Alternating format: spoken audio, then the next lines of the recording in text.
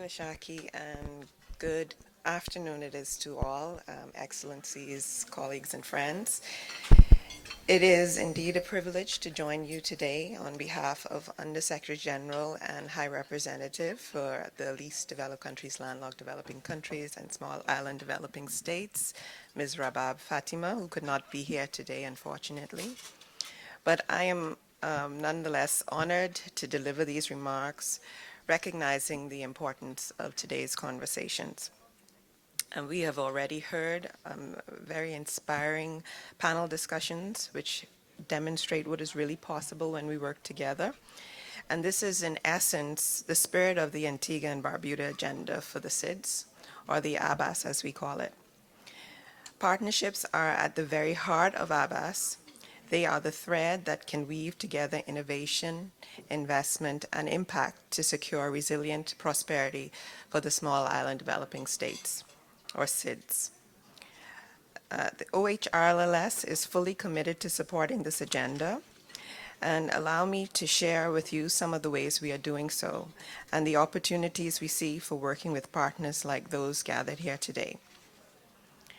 The SID Center of Excellence is a key substantive outcome of the ABAS. Far more than a building, it represents a platform designed by SIDS for SIDS to transform vulnerability into resilience. It is where better data can drive smarter policies, where innovative technologies can help SIDS leapfrog into renewable energy and digital transformation, where investment is channeled into sustainable projects, and where debt management solutions ensure that resources serve people rather than creditors. From the outset, OHRLLS has been deeply engaged in the operationalization of the center, working in close collaboration with Antigua and Barbuda and all key partners, including public. We are honored to have supported the center and the development of its governance structure based on strong existing work of all partners of the COE. Looking ahead, we are supporting the center to identify opportunities to mobilize resources with multilateral development banks, private partners, and philanthropic organizations. And we are working to ensure that the center is integrated with existing initiatives so that it becomes not just another platform, but the hub for practical, innovative, and scalable solutions for the SIDS. We see that the ABAS monitoring and evaluation framework, or the M&E framework as we call it, as a critical initiative in driving the implementation, mobilizing resources, and directing support to ensure the full implementation of ABAS. OHRLLS and UNDESA, our colleague here in the Secretariat, have convened the Interagency Task Force to guide the development of the M&E framework in close consultation with the Alliance of Small Island Developing States, or AOSIS. This framework, with 59 targets and 83 indicators, will be tabled for adoption at the UN General Assembly, the substantive part of the UN General Assembly. And to ensure it works in practice, OHRLLS and DESA are mobilizing resources for capacity development and to familiarize governments with reporting on the framework. And here too, partnerships are essential. We already foresee close linkages with the SIDS Data Hub of the Center of Excellence to jointly strengthen data and statistical capacity across the SIDS. OHRLLS also sees the private sector as a key driver of resilient prosperity.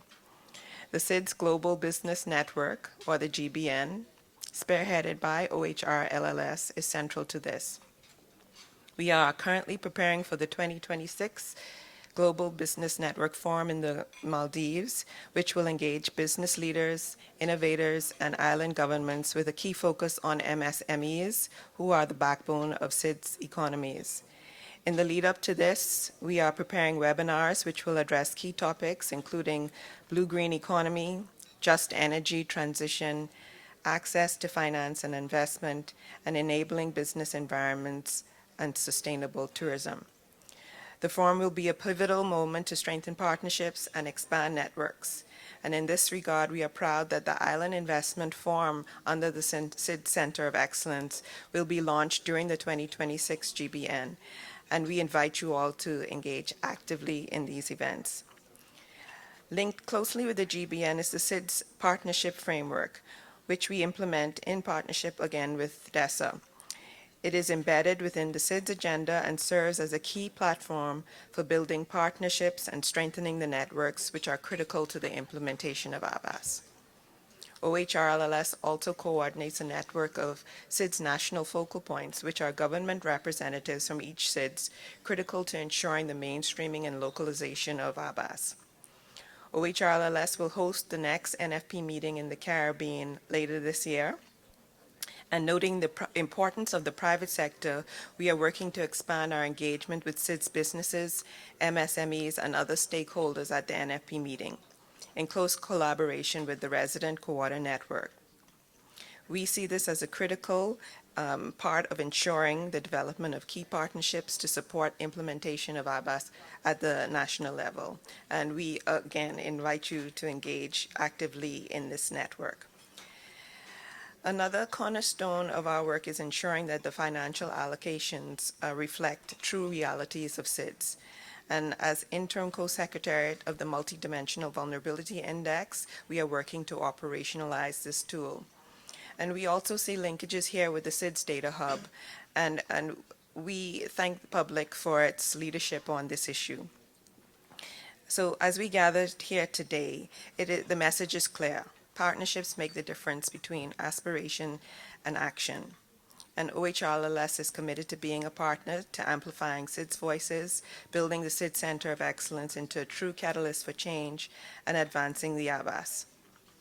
So with that, I really thank you and hope to work with all of you soon in the interest of our small island developing states. Thank you.